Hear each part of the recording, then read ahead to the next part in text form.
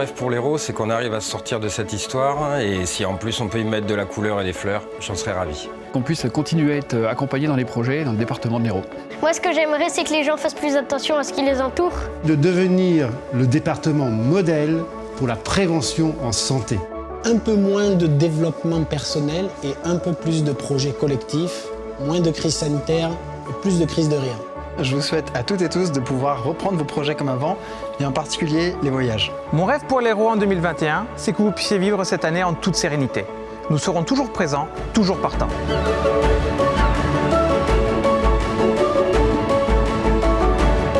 Je nous souhaite beaucoup de concerts, avec beaucoup de musique, beaucoup de monde et beaucoup de culture. Que tous les jeunes Héraultais et toutes les jeunes Héraultaises puissent s'engager sans barrière, qu'ils puissent changer les choses. Mon rêve pour l'Hérault, ce serait un meilleur accompagnement pour nos projets personnels. Je nous souhaite de retrouver une vie plus sereine auprès de nos proches.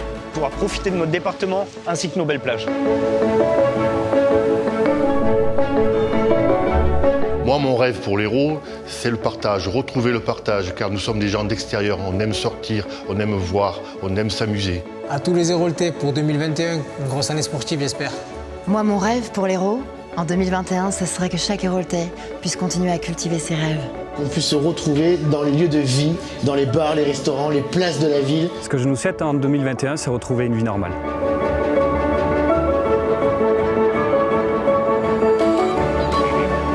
Je souhaite que l'on puisse tous se retrouver, enfants, petits-enfants et grands-parents.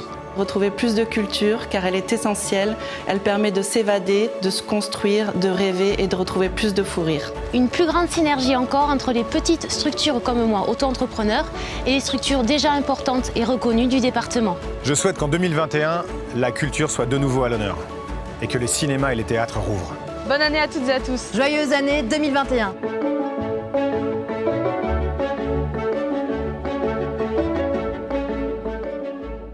Mesdames et messieurs, à vous tous, chers amis d'Hérault. Au vœu de janvier 2020, je disais « 2019, c'est clos par l'expression de l'urgence sociale et climatique ». En 2020, c'est la pandémie qui a impacté le monde entier. Nous avons vécu, toutes et tous, une année 2020 complexe sur tous les plans et qui ne ressemble à aucune autre. Notre quotidien a été profondément bouleversé par l'apparition d'un virus qui est entré dans nos vies sans crier garde, mettant chacun de nous à rude épreuve. Que ce soit dans notre vie quotidienne, dans notre vie familiale ou dans nos activités, nous avons tous fait preuve de solidarité et de résilience. Je veux ainsi adresser mes premiers mots à tous nos soignants et au monde médical et à toutes les personnes qui, malgré la tempête, ont déployé des trésors d'engagement pour la santé de tous. Je veux saluer les sapeurs-pompiers de l'Hérault, toujours présents sur tous les fronts, au service de la protection de la population. Je veux remercier les associations caritatives qui, pendant cette crise, ont fait vivre la notion d'humanité pour les plus démunis. Je veux souligner le rôle des collectivités en première ligne pour soulager les besoins des habitants.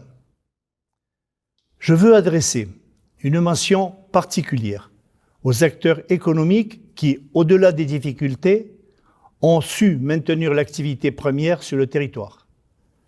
Je veux féliciter tous les habitants qui ont démontré par des initiatives solidaires que l'humain savait être au cœur de nos intérêts communs.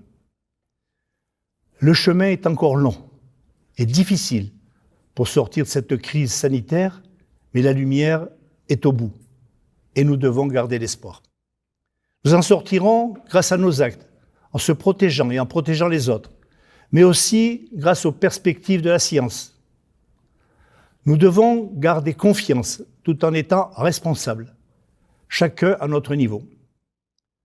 Notre société a ceci de remarquable qu'elle a une capacité d'adaptation et d'innovation nous permettant de toujours garder ce lien entre nous. Malgré la distance, malgré les contraintes, il y a toujours la possibilité d'entretenir l'indispensable dialogue, ciment du lien social et de la cohésion sociétale. Dans mes propos, je vous proposerai 21 minutes de balade en terre d'Hérault, ponctuées par quelques actions illustrant en partie nos politiques public. Aujourd'hui, le numérique remplit un rôle important pour continuer à tisser les liens. Et si vous avez la possibilité de regarder Séveux, de Féral-les-Montagnes ou de Claré, par exemple, vous pouvez regarder du côté de votre box Internet. Ce lien numérique passe aussi par le plan Hérault très haut débit de 384 millions d'euros. Le département déploie la fibre sur tout le territoire pour que d'ici 2 ans, 100% des Héroltais puissent se connecter. Dans l'Hérault, la démographie s'enrichit chaque année de plus de 13 500 nouveaux arrivants qui s'installent sur notre territoire. Le très haut débit offre à tous la possibilité de réinvestir les villages et de se réinstaller à la campagne en bénéficiant de la même modernité que les villes. Cette crise sanitaire chamboule donc nos vies et demande aux collectivités d'intégrer ces effets dans leurs orientations. En 2020, des mesures immédiates ont d'abord dû être prises par le département. Maintien du service public par le déploiement d'équipements supplémentaires aux agents, versement consolidé des prestations sociales, achat de matériel de protection sanitaire pour la population, attribution d'aides exceptionnelles aux acteurs économiques et soutien renforcé aux associations. Bien sûr, la santé et la protection de la population n'ont pas de prix, mais elles ont un coût. Ce sont 40 millions de dépenses supplémentaires générées par la crise pour le département et près de 100 millions si on intègre les diminutions des recettes d'équilibre. Cette crise sanitaire couvre en son sein des difficultés sociales qui demandent une attention renforcée des collectivités. En parallèle, le département doit absorber la hausse des demandes sociales, comme celle du RSA, en forte hausse en 2020, et dont les prévisions pour 2021 sont inquiétantes. L'impact financier est important et réduit fortement nos marges de manœuvre. Mais c'est dans la houle que les bons marins tiennent le cap et je fais pleinement confiance à tout l'équipage du paquebot Hérault. 3 axes forts se dégagent de nos politiques publiques. Solidarité aux personnes, solidarité au territoire et préservation de l'environnement. De leur côté, les communes et intercommunalités sont en première ligne auprès de leurs administrés et impulsent une dynamique territoriale. Renforcer notre investissement auprès des collectivités, c'est remplir cette mission d'intérêt public. Avec l'investissement local, c'est de l'emploi local, de la cohésion locale et de l'activité locale. Les 342 communes du département sont autant d'étoiles qui illuminent ce territoire d'Hérault aux ressources inestimables. Dans ces vœux, je veux vous faire redécouvrir toute la richesse de notre territoire, sa beauté et ses atouts. Le temps de ce parcours, nous pouvons nous approprier les mots d'Albert Camus en se disant qu'au milieu de l'hiver, nous avons découvert en nous un invincible été. Ce voyage dans les terres héroltaises commence sur nos rivages, là où la mer prend rendez-vous sur le Lido. Respirer la brise aux aresquiers est pour le moins lénifiant. Ce littoral, tellement beau et précieux, doit être préservé et nous œuvrerons avec le plan Hérault Littoral et 350 millions d'euros y seront consacrés. Protéger le littoral, c'est aussi éviter les pollutions. Aussi, vous pouvez déposer vos déchets plastiques dans un des 23 poissons gloutons disposés sur les bords de mer et au bord des lacs. Soyons tous les garants d'un respect des bons gestes pour notre environnement. En poursuivant ce voyage, sur le chemin de l'étang de Thau, vous y dégusterez les excellents produits locaux, ceux de nos conchyliculteurs et de nos pêcheurs, qui prennent le large à partir de nos 8 ports départementaux. 6 sont autour de l'étang de Thau, celui du Gros d'Agde et celui de Vendre. Ces ports sont labellisés pavillon bleu. Tout proche de l'étang, nous nous retrouvons désormais dans la plaine viticole, qui s'ouvre à nous, cette plaine qui produit entre autres des vins de renom et fait l'attractivité du territoire. Cela invite au doux plaisir de s'évader de la plaine du Minervois jusqu'au contrefort de la Montagne Noire. Ces vignobles sont régulièrement soumis aux aléas climatiques, dont la sécheresse récurrente met les vignes en sursis. C'est pourquoi, pour permettre à nos viticulteurs de continuer à offrir des vins de qualité, nous avons tenu à lancer le plan Hérault Irrigation de 300 millions d'euros. D'ailleurs, si vous prévoyez un arrêt dans un de nos 95 caveaux étapes, c'est que vous empruntez le no-tour de l'Hérault, et je vous conseille de lire le premier guide du routard consacré au no-tourisme, qui a été édité en 2019 et porté par le département. En continuant vers la petite montagne, nous sillonnons la route des lacs. En prenant de la hauteur, au cœur du parc naturel régional du Haut-Languedoc, nous admirons la qualité environnementale qui s'y révèle et les nombreux arbres qui longent ce parcours. Les arbres font partie des enjeux environnementaux. C'est ainsi qu'en 2020, 28 000 arbres ont été plantés par le département. Je voudrais souligner les nombreux atouts de l'arbre qui permet l'absorption de carbone et des particules fines pour rendre notre territoire respirable. C'est aussi un précieux refuge pour la biodiversité. L'Hérault abrite 2400 espèces végétales, 57% de la flore française. L'Hérault, c'est aussi de la biodiversité et les écosystèmes qui apportent une contribution vitale à la nature. Je pense ici au rôle pollinisateur des abeilles, dont vous observerez certains ruchers et stinclières, et qui s'intègrent dans nos stratégies de préservation, notamment portées sur tout le territoire par notre plan Abeilles 34. Ce réservoir écologique exceptionnel s'épanouit notamment sur les 8000 hectares d'espaces naturels sensibles acquis et préservés par le département. Rejoignons le nord du territoire. Pourquoi pas à vélo sur les 75 km de la voie verte entre Mazamet et Bédarieux. Parcourons le territoire à échelle humaine sur les 600 km de pistes cyclables aménagées par le département. Peut-être avez-vous, pour cela, un vélo assistance électrique, acquis avec l'aide du département.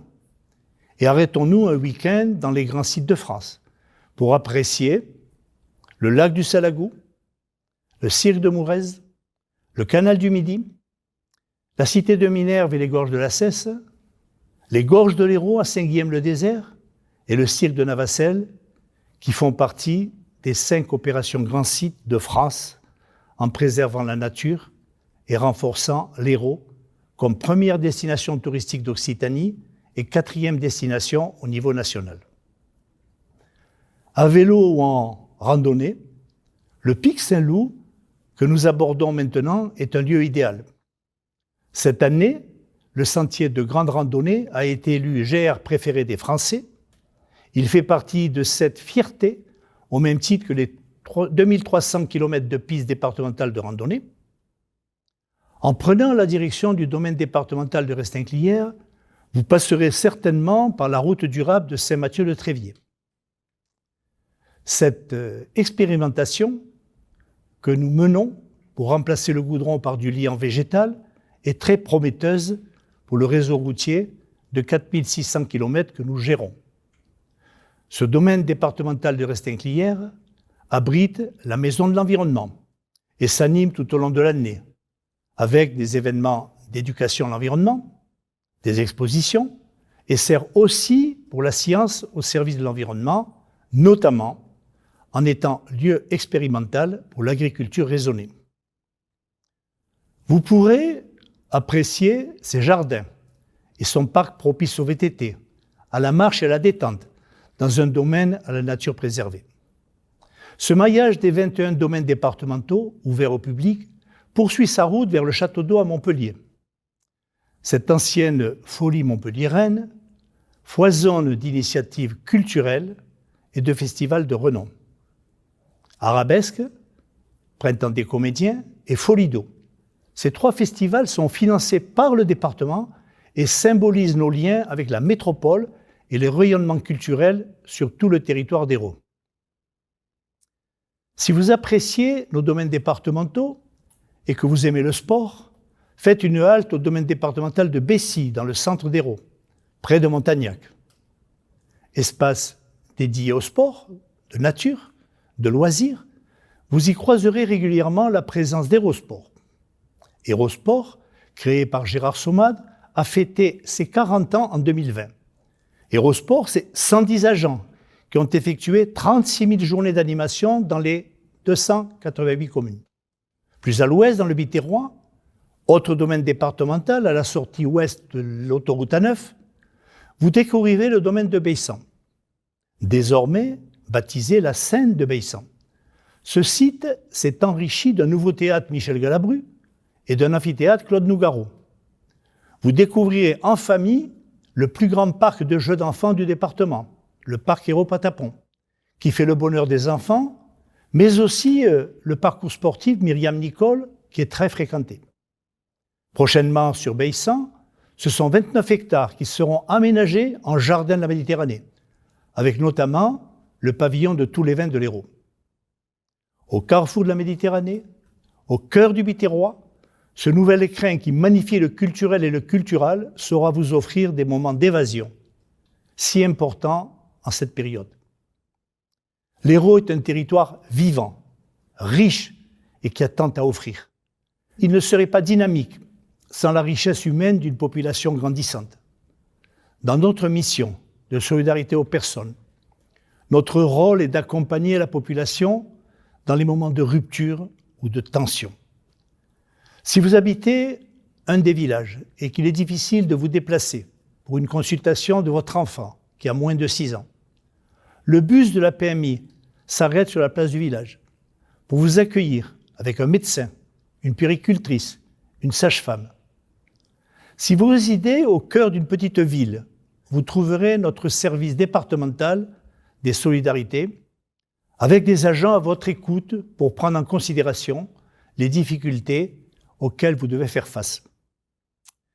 Ces agences départementales font partie d'un maillage territorial de proximité, composé de 6 maisons des solidarités et de 36 services territoriaux des solidarités, présents dans tout l'Hérault. Cette nouvelle organisation des solidarités de proximité a pour vaisseau amiral le site d'Alco 2, à Montpellier, tout récemment mis en service, qui donne de la cohérence à l'action sociale départementale et facilite vos démarches. Si vous êtes de passage dans une des communes qui abrite un des 114 établissements pour personnes âgées, habilités à aide sociale par le département, vous irez certainement saluer vos aînés. Les 40 000 bénéficiaires de l'aide personnalisée à l'autonomie, dans l'Hérault, que ce soit en établissement ou à domicile, doivent faire l'objet d'une attention de chaque instant, de bienveillance et de considération. Au même titre, les bénéficiaires de la PCH, au nombre de 6 000, sont accompagnés par la Maison départementale de l'autonomie. Car si nous voulons que chacun profite de l'Hérault, nous devons veiller à ce que le handicap s'harmonise naturellement avec un cadre de vie et que l'accessibilité à tous devienne la norme. Une société qui s'adapte aux habitants, un territoire qui donne sa chance à chacun, c'est ce que nous continuons de découvrir en parcourant l'Hérault. Ainsi, à Fabrègues, alors que se dévoile le domaine de Mirabeau et ses 220 hectares de forêt méditerranéenne, au pied du massif de la Gardiole, prenez le temps de découvrir son maraîchage biologique, mis en culture par des actions d'insertion. Grâce à ces chantiers d'insertion, ce sont plus de 5 500 bénéficiaires du RSA qui retrouvent chaque année le chemin de l'emploi. Bien sûr, vous avez tout le plaisir de vous arrêter aussi dans une épicerie solidaire. Pourquoi pas celle de Jacou, afin de partager un repas en famille, en soutenant l'économie sociale et solidaire, secteur d'avenir important pour notre département. Cette proximité humaine se nourrit d'une proximité des équipements publics, indispensable au territoire. C'est le sens de la solidarité territoriale que chaque habitant puisse bénéficier des mêmes services publics et de la même qualité de vie, quel que soit son lieu d'habitation. Pour l'enseignement, vous pouvez amener vos enfants au collège de Lunel, de Castries, de Moguio, celui de Murviel, ou dans l'un des 80 collèges que le département entretient et rénove à travers son plan Hérault-Collège de 198 millions d'euros. Vous pouvez aussi enrichir votre esprit en ouvrant les portes de Pierre-Vive. Un clin d'œil Rabelais qui disait « Je ne bâtis que pierre vive, ce sont tombes ». Vous pouvez aussi enrichir votre culture dans les 234 médiathèques et bibliothèques du territoire d'Hérault. Vous pouvez admirer le patrimoine héroltais restauré avec l'appui du département, tel que le château de la Vérune ou celui de Tressan. Pour vos déplacements professionnels ou personnels, vous pouvez circuler en toute sérénité, en toute fluidité, en empruntant par exemple la 2x2 voies de la rocade de Béziers, ou même la déviation de Pucerguier, celle de Montbazin, de Montagnac, la déviation d'Agnan, de Jonquière ou de Castries. Quel que soit l'aménagement du réseau routier départemental de 4600 km, il est garant du confort de vos déplacements sur ce territoire. La liste serait trop longue, mais ce sont autant d'équipements qui n'ont qu'un but, améliorer le cadre de vie des Héroltais. Pour y parvenir, la synergie des acteurs publics est primordiale. Le dialogue permanent entre les institutions offre la possibilité de mener à bien des projets communs et réagir efficacement aux situations exceptionnelles. Offrir des cœurs de ville vivants, préserver l'identité locale, développer les équipements, maintenir l'activité économique ou encore favoriser le dynamisme culturel sont autant d'enjeux pour les communes, enjeux partagés par le département. Certes, certains projets ne peuvent aboutir sans l'appui du département et nous veillons aussi aux équilibres du territoire. Je veux ici rappeler la détermination du département pour accompagner le tissu communal dans sa recherche permanente de l'amélioration du cadre de vie des habitants. L'engagement des élus locaux au cours de la crise sanitaire est exemplaire, à l'instar du développement de leur commune. Ce contexte sanitaire ne doit pas non plus occulter une des grandes causes du monde et de ce bout de terre qu'est l'Hérault, la lutte contre le changement climatique. Tout au long de cette itinérance, au sein du territoire d'Hérault, on peut souligner que ce défi s'insère dans toutes nos préoccupations. Cette réalité impacte notre planète, notre territoire, appelle à la prise de conscience collective.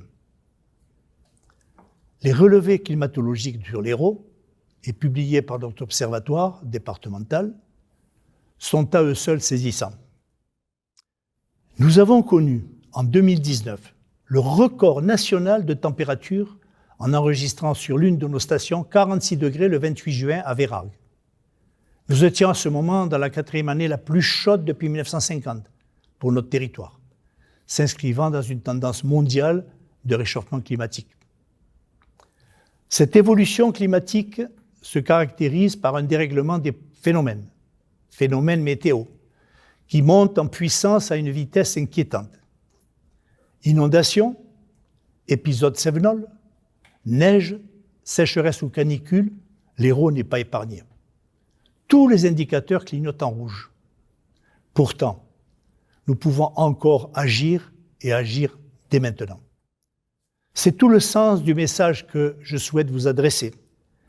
L'espoir d'avancer vers un horizon plus lumineux est une affaire collective. C'est une affaire de partage, de solidarité, d'entraide et de bienveillance. Paul Éluard écrivait « On ne transforme sa main qu'en la mettant dans une autre ». Alors, je souhaite que ce rapide périple sur notre territoire rappelle à tous à quel point l'Hérault est riche de ses forces, et d'autant plus riche que les liens de solidarité se consolident. Nous mesurons à quel point la terre héroltaise se montre généreuse quand on la respecte. Nous mesurons à quel point cette terre d'Hérault sait nous envelopper de sa chaleur humaine lorsque les événements sont difficiles. Mesdames et messieurs, cette terre d'Hérault s'est façonnée au rythme de l'histoire, de la nature et de la présence de l'homme. Cette terre d'Hérault ouvre les bras à la Méditerranée, en s'adossant à la petite montagne, livrant le panorama étagé des paysages d'Hérault, depuis le point culminant, à 1152 mètres à Cambon et Salvergue, jusqu'au rivage de la Méditerranée. En passant par la route des lacs, on découvre le paysage de Piémont et de Garrigue. On apprécie les coteaux et les plaines viticoles. On poursuit par le tour des étangs jusqu'au littoral sablonneux. Cette terre d'héros doit être préservée, respectée et modelée harmonieusement pour le bonheur des Héroltaises et des Héroltais. Ainsi, je souhaite pour ces vœux que cette année 2021 nous permette de retrouver de la sérénité en cultivant partage et solidarité et en appréciant toujours le plaisir d'échanges constructifs. Mesdames et messieurs, chers amis, au terme de cette courte balade en Hérault, je vous adresse à tous mes meilleurs vœux d'une année 2021 plus lumineuse. Et je conclus mon propos en vous disant « Construisons l'Hérault de demain. Aimons l'Hérault. Vibrons l'Hérault. Respirons l'Hérault. Vivons l'Hérault. » Très bonne année à toutes et à tous.